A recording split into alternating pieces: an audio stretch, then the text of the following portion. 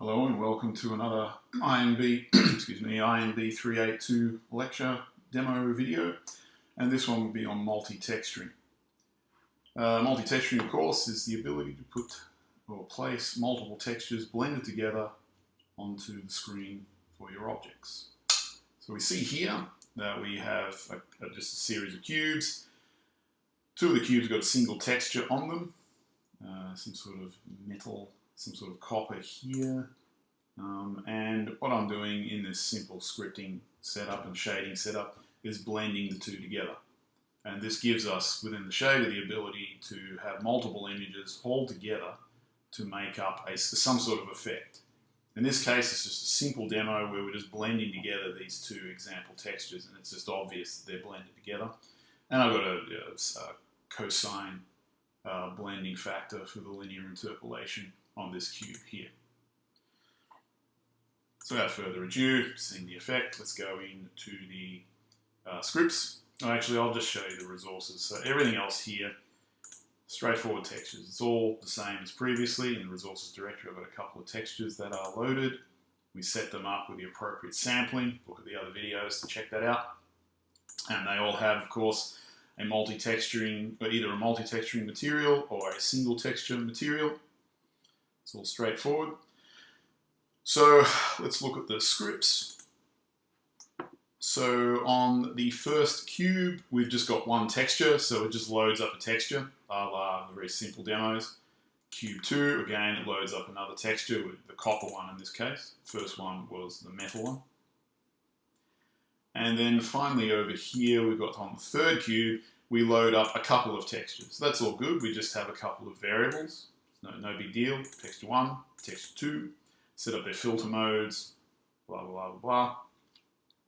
And then we look down here and we see that, of course, these textures need to be handed over as uniform variables to the shader.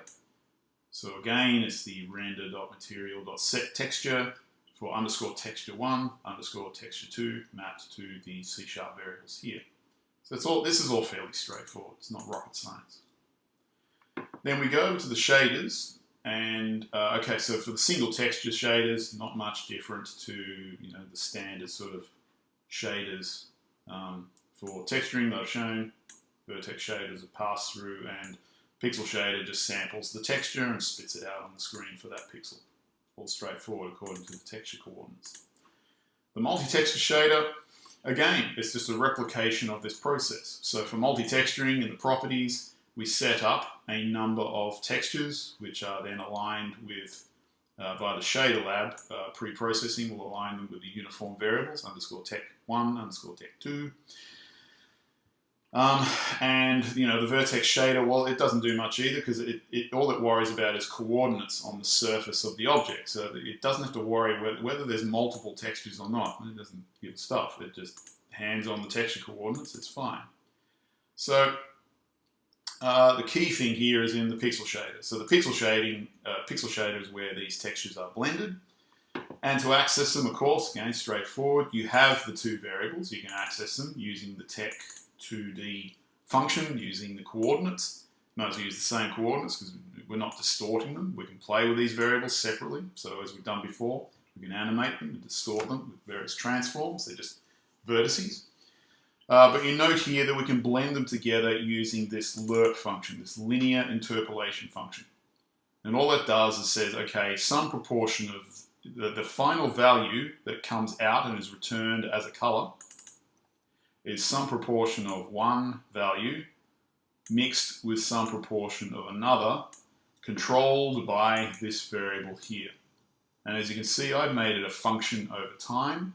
So this introduces the cos time function, which uses a cosine of the time to give you, an interval between -1 and 1 over time, so you can get this sort of smooth transition between the proportions of each of the textures. And what do I just add 1 to it to make it a completely positive number, and then divide by half so that it varies between 0 and 1. And it just, over time, will blend between the two, mixing either a full amount of the first one and none of the second, or a full of the second one and none of the first, and all the linear interpolations in between. So what you see then is the effect that I mentioned, that I showed before. You can see that as cos, the cos value of time oscillates the mixing between the two textures, and you can get this sort of proportional effect. It doesn't have to be this way. You can use all sorts of other functions or just fix it. Maybe I want just 0.5 of this and 0.5 of this. You can fix that and just have it blend together. But this is how you do multi-texturing in shaders. And so this opens up all sorts of possibilities, because you don't have to just do two. You can have many textures loaded up at once. And modern GPUs allow you to have many textures, only limited by what the driver decides to expose. So that's the end of this video, this section of the video. Now, turn that off. I move over to the multi-pass demo. Now these are related, so I thought I would do the videos together. So pardon me while I set up.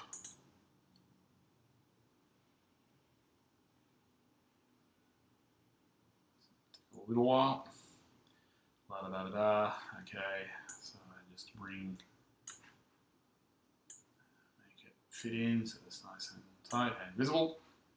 So if I run the multi-pass version, so that was multi-texturing in the first pass. Okay, we have here that it's fixed, but if we look inside the shaders, we'll see that they're different to the way they're set up in the multi-texturing. And that's because they're using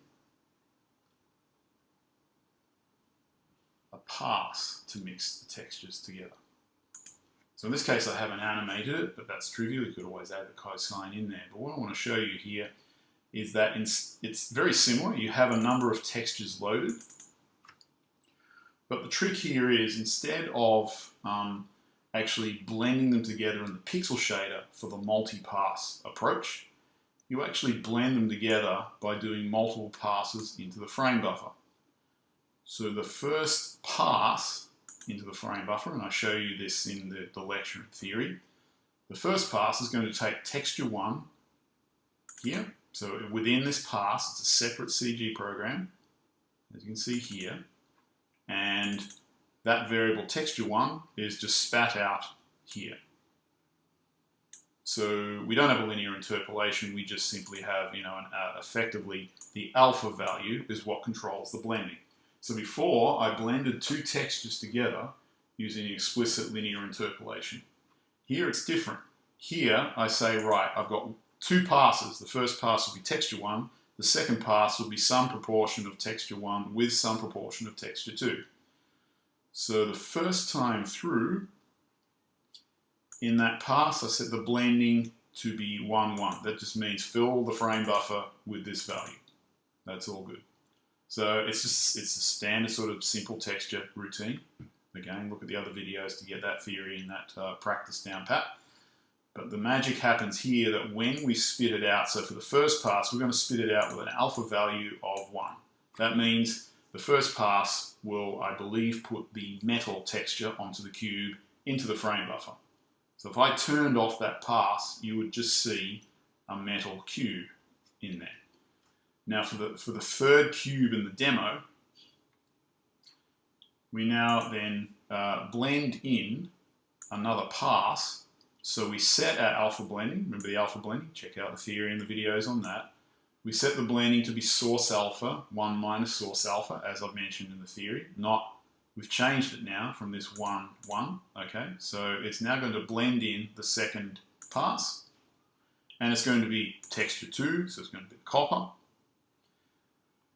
And what we do is, again, in the pixel shader, we spit that texture out as a color, but note that the alpha value is 0.5. So remembering the theory on alpha blending, it will be that we get half of what's already in the frame buffer, which was the initial metal texture, plus half of this copper texture.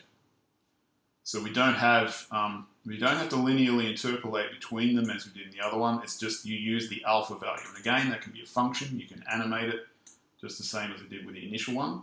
But this shows clearly, so it's not confusing, that the first pass gets all of the first texture, but the second pass blends the two together, half of each. Now we can change that value if we wish. You can play around with that in your own time. But what you get then, as you can see, is the metal shader, the metal texture, and half of the copper texture, and you get that appearance. But it's done in 2 passes. So the shader has been two shaders have been used. One shader for the first pass, another shader for the second pass. And again, we'll cover that in lectures about the differences there.